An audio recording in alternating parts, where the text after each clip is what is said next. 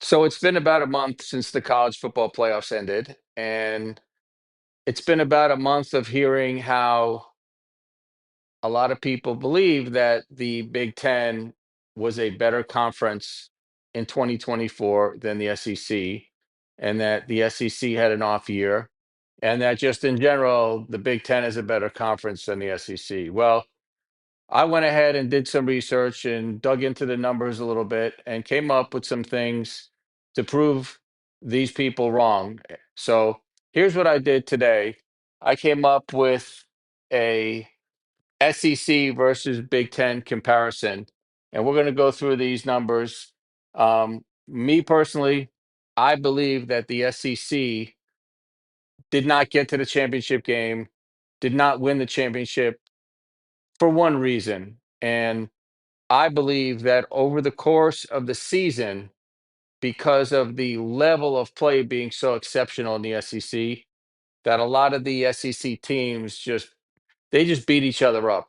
It was just they all went through week to week tough schedules, and they basically wore each other down. And when it came time for the playoffs, they didn't perform as well because of that. Now, Georgia had an injury at quarterback, which obviously was a factor in the whole thing too. But um, I'm going to look at some of these things here. First, I'm going to talk about the new college football format, which had something to do with how these teams did in the playoffs. So, one interesting thing, if you look at it, is all the conference champions lost their first game. So that was Oregon for the Big Ten, Georgia for the SEC, Boise for the Mountain West, Arizona State in the Big 12. All those four teams had byes in the first round of the playoffs. Clemson won the ACC, but they played Texas in the first round and they lost. So um, interestingly enough, Ohio State and Notre Dame that didn't play for a conference title, Notre Dame being an independent, and Ohio State was actually fourth in the Big Ten during the regular season. So the question is really, is it better to not play for a conference championship, or is it better to be able to play for a conference championship, win the conference championship, and get one of these buys? So this is the first year of this new system, so we don't have a whole lot to look at this point. But it's going to be interesting to see if they keep this format, whether that changes. Seeding is important in this system. Penn State was seeded sixth. They wound up playing SMU in the first round, then Boise State before they lost in the semis to Notre Dame. So they had a pretty easy route to get to the semifinals. So what I want to do now is I want to look at the actual numbers for the SEC versus the Big Ten in football. And very interesting numbers when you look at them. So since 1988, the SEC has a 56% winning percentage versus all other conferences. And the Big 12 is dead even at 50%. Head to head, the SEC teams versus the Big Ten teams during that same period from 1988 till 2004, the SEC was 64 and 48 at a 57% clip. They won. And of course, the inverse, the Big Ten only won 48 of the games at a 42%. So they've dominated head to head since 1988, the SEC. In the 2024 season, the overall record of all the teams combined in the league, the SEC was 121 and 88 for 61% win percentage. The Big 12 136 and 99 for 57% win percentage, almost 58. So the SEC has the advantage there too. This is really where, to me, this next stat is really to me where it shows the SEC strength and their depth. So you had teams with 10 or more wins. The SEC had five, and the Big Ten had five. Teams with nine or more wins, the SEC had eight. The Big Ten only had five. Teams with eight or more wins, the SEC had 10. The Big Ten had eight. And teams that were 500 or better, that won half of their games or more, the SEC had 12. The Big Ten had 10. versus other conferences last year.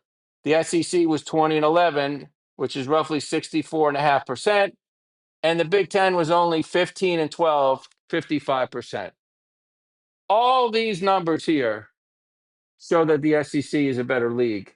Not only last year, but it shows it since 1988. Now, if we go a little further, the Big Ten also has a losing record since 1988 against the Big 12. They're 47-51, 48%. Against the Pac 12, which is no longer in existence except for two teams, 65-77, and roughly 46%. So they've also got losing records with these other two conferences. Just to give you an example, some of the big wigs in these conferences, and let's see how they've done since 1988. Michigan, since 1988 versus other conferences, 17-23, 42.5% win percentage. Ohio State, a little bit better, 34-20, 62, almost 63% win percentage. Penn State, 31-19, 62% win percentage. Now, Georgia, let's go to the SEC teams. Georgia, 50-13, 79.3%. Alabama, 31-16, 65.9%. And LSU, 32-11, 74.4%. Again, these numbers don't lie.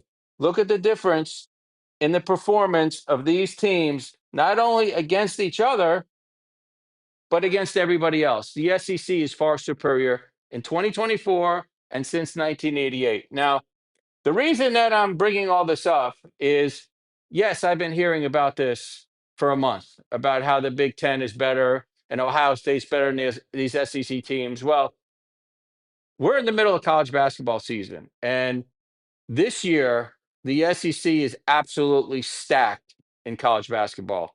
They've got a number of teams that are serious contenders for the national championship. In the AP top five, we've got Auburn at number one, Alabama number two, Florida number three, and Tennessee at number five. Duke from the ACC is at number four. So that's four teams that are in the top five of the AP poll this week.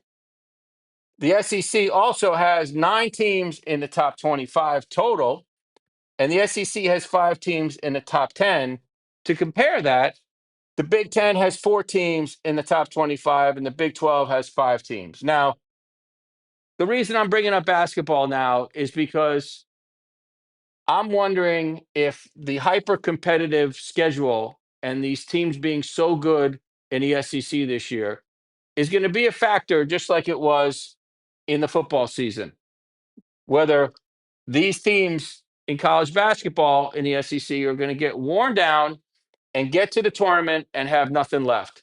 They're going to wear each other down the regular season. They're going to get to their conference tournament where they're going to be playing a few games in a few days, whether this wears them down. So that's why this is all being brought up by me today.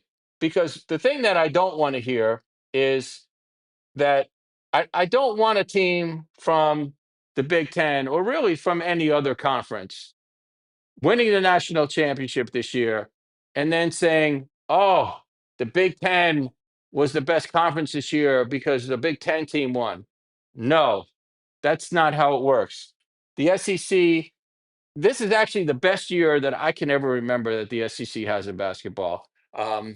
Being a college basketball fan and following it for my whole life, I compare these teams this year to really back when the Big East was its best, which was back in the late 80s and early 90s when you had Georgetown, St. John's, Syracuse, Villanova, Boston College. They were all good. Every year they were all good, and it was always so competitive. And that this is what this reminds me of today. Now, the question is going to be playing tough schedules and playing tough conference games every single day that you step on the floor. Is this going to be a benefit to these teams where they're going to be battle tested and it's going to help them when they get into the NCAA tournament? Or is it better for a team like Duke that plays in the ACC that's very weak. There's not a lot of good teams in the ACC, and they're not really getting tested in that league. So, is it going to be better for them being fresher, or is it going to be better for these SEC teams that are battle tested? We're going to have to see and find out. Um, the one thing that I will say is the SEC now, after this season in basketball, is no longer just a football conference, and this is now the best basketball conference in the country.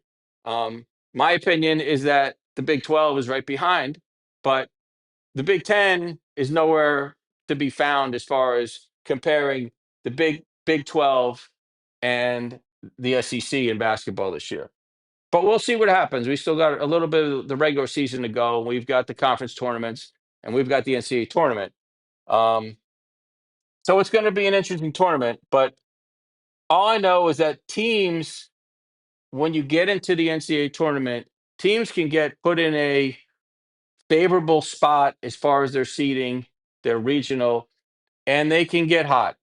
And you can get 12 seeds that make a run and 9 seeds, and teams that are in strong brackets can somehow get one higher seed knocked out, and it clears a path for them to get through. So um, we don't really know yet how the seeding is going to work, but as of right now, I mean, my guess would be that we're probably going to get Auburn, Alabama, Florida, and Duke. Those are probably going to be the top 4 seeds, and 3 of those being in the SEC. And Tennessee's right behind. I mean, if Duke slips up, you may have a situation where you could have all 4 of the top seeds be SEC teams. It's possible.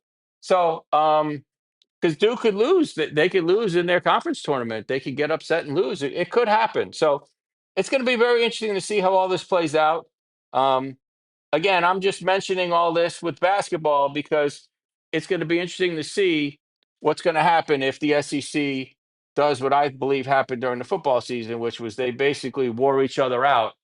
Is that going to happen again in their basketball league this year? Time will tell. We'll see how all this plays out, but I know that I can't wait for March Madness, and we'll see where the winner comes from, and um, I'll put my money right now on the SEC because they've got so many great teams at this point.